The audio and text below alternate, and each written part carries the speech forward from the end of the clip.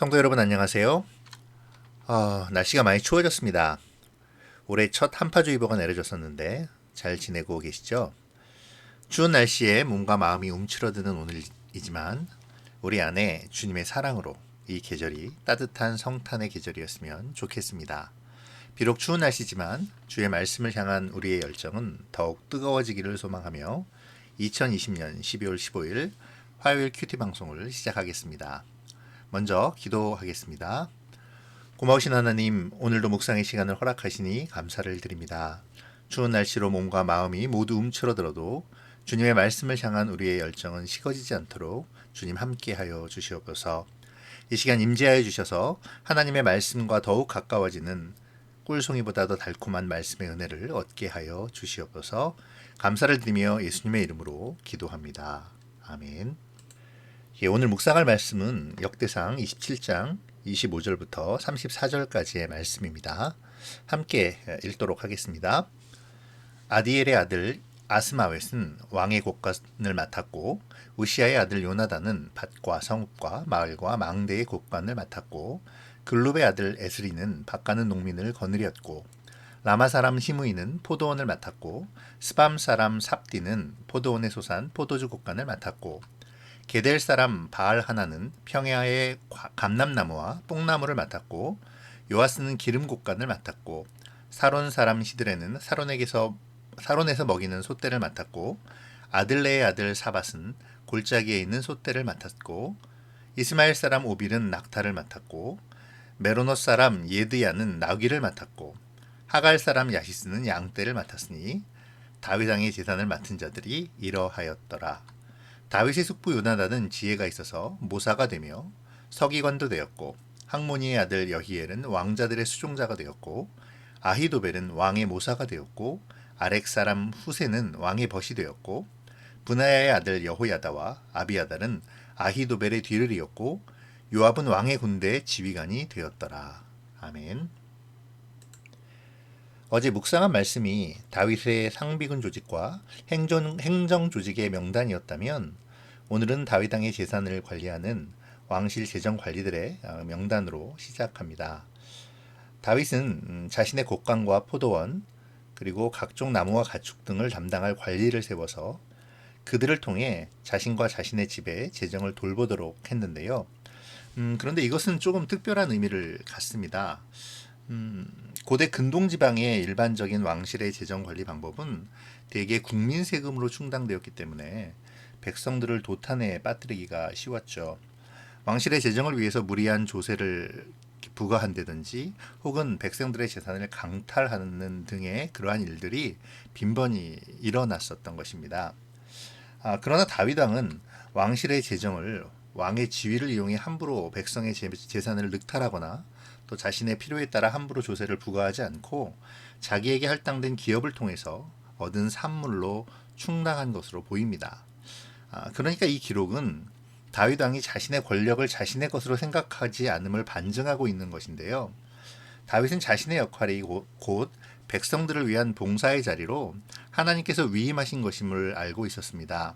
자신에게 주어진 권력이 군림하기 위함이 아니라 지키고 돌보고 또 하나님의 뜻을 살피며 하나님의 백성들을 하나님 앞에 신실하도록 인도하기 위하여 하나님께서 주신 의미와 책임임을 잘 인식했다는 것입니다. 우리는 역사를 통해서 얼마나 많은 사람들이 자신의 지위를 이용해서 그때그때 필요한 것을 타인에게 요구하거나 뺏어왔는지를 알고 있습니다. 또한 동시에 그러한 삶을 살았던 그들의 종말이 어떠했는지도 잘 알고 있습니다. 그런데 그 사람들만 특별히 그렇게 살도록 예정되었던 그런 나쁜 사람들일까요? 아니죠. 인간 존재 자체가 본디 그렇습니다. 그렇기에 우리 스스로가 남을 향해 손가락질하는 그 기준과 잣대로 우리 자신을 위한 그러한 어떤 스스로의 경계선을 그어 놓아야 한다는 것이죠. 만약 그렇지 않으면 우리 역시 충분히 그러한 길을 즐거이 걸어갈 것이기 때문에 그렇습니다. 오늘 말씀 속에서 다윗이 보여준 모범을 통해서 우리를 지켜갈 경계선을 묵상해 보면 좋을 것 같습니다. 여기서 하나 더 생각해 보죠. 다윗은 어떤 사람에게 그 직분을 맡길 때에 그가 갖고 있는 재능과 지역에 따라 합당한 일을 맡기고 있음을 발견하게 되는데요. 예를 들면 27절에 스밤 사람 삽디가 맡은 일은 포도원에 솟한 포도주 곡간이었어요. 그런데 학자들은 이 스밤이라는 곳이 과거 12정탐꾼들이 막대기에 깨어 둘이 메어갈 정도로 큰 포도송이를 발견한 그 에스골 골짜기 지역이라고 설명하고 있습니다.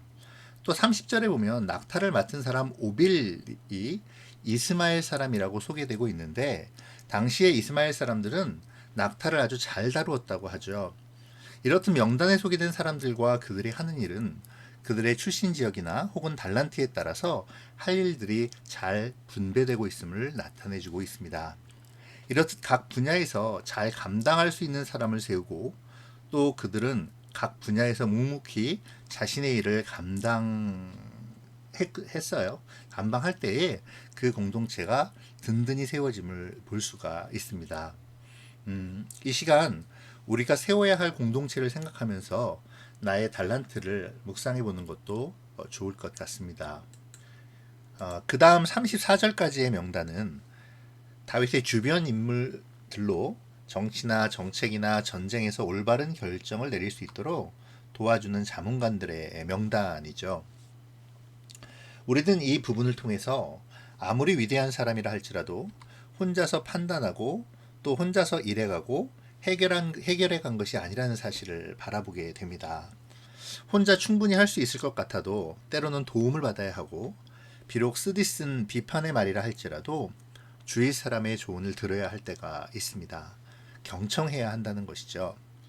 신실한 신앙인이자 용감한 장군이었고 위대한 왕이었던 다윗의 이면에는 그의 주위에서 그를 돕는 동역자들이 존재했다는 사실을 우리는 기억할 필요가 있을 것 같습니다. 오늘 말씀을 좀 정리해 보도록 하죠. 말씀을 정리하며 묵상의 시간을 가져보면 좋겠습니다. 오늘 본문에서 다윗은 왕실의 재정을 관리할 관리들을 임명했습니다. 다윗은 자신에게 주어진 권력이 어떤 의미인지를 알고 있었죠. 다윗은 자신에게 주어진 권력이 곧 하나님을 대신해서 백성을 사랑하고 또 그들을 올바른 하나님의 백성으로 이끌기를 원하셨음을 알고 있었습니다. 그래서 자신의 권력을 이용해서 백성들의 것을 빼앗거나 나라의 부를 축내어 자신의 욕망을 채우기보다는 그들을 섬기고 잘 다스리기 위하여 자신의 기업을 따로 관리할 관리들을 임명하여 관리하도록 한 것이죠. 또 다윗은 적재적소의 재능과 지역을 안배하면서 관리들을 배치하는 것을 볼 수가 있었습니다.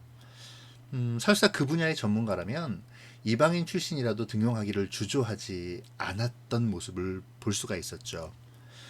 또 세워진 그들은 그 분야에서 묵묵히 자신의 길을 감당했고 또 그렇게 다윗과 이스라엘 공동체는 든든한 공동체로 세워져 갔습니다. 오늘 나에게 주어진 교회의 직분과 사회적 직분에 대하여 묵상해 보면 좋을 듯 싶습니다. 나에게 하나님께서 허락하신 사명이 무엇입니까? 내가 내 자리에서 해야 할 일은 또 무엇일까요? 하나님께서 나를 통해 이루기를 원하시는 하나님의 일은 무엇일까요? 혹시 나는 나의 욕심만을 채우려 하나님이 세우신 소명을 애써 무시하고 있지는 않습니까? 나의 욕심 때문에 하나님께서 부르시는 소명의 자리를 애써 외면하고 있지는 않는지요? 나는 내가 속한 공동체를 든든히 세워가고 있습니까?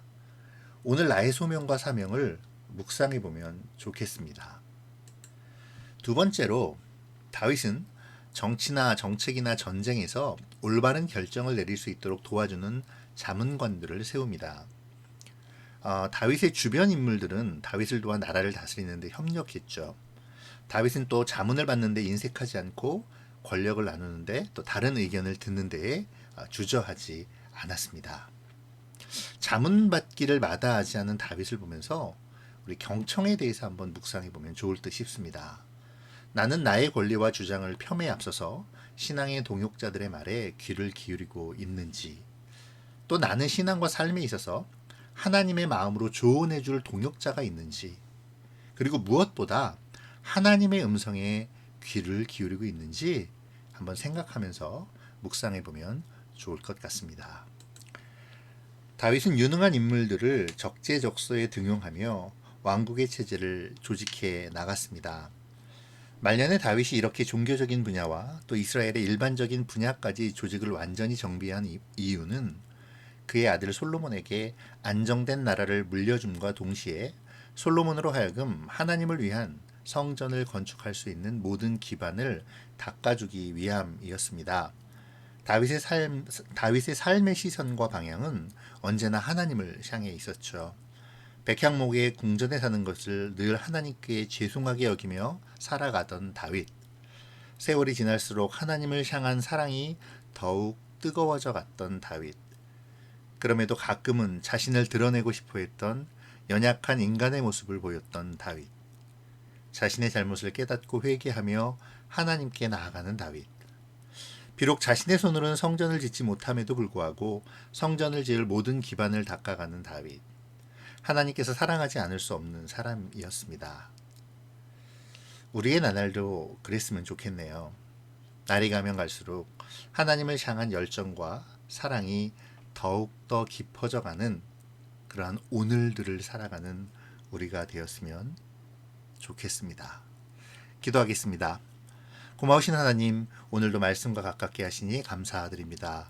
오늘 다윗의 이야기를 통해서 하나님의 공동체를 세움에 있어 자신의 권력을 내세우지 않으며 또 재능에 따라 맡겨진 일에 귀천을 따지지 않고 묵묵히 자신의 일을 해나감으로 든든한 공동체를 세운 사람들을 보았습니다. 하나님, 오늘의 나도 하나님의 나라를 위하여 또한 속해 있는 믿음의 공동체를 위하여 나의 달란트를 생각하며 맡겨진 일에 충성을 다하는 하나님의 사랑받는 백성이 되게 하여 주시옵소서.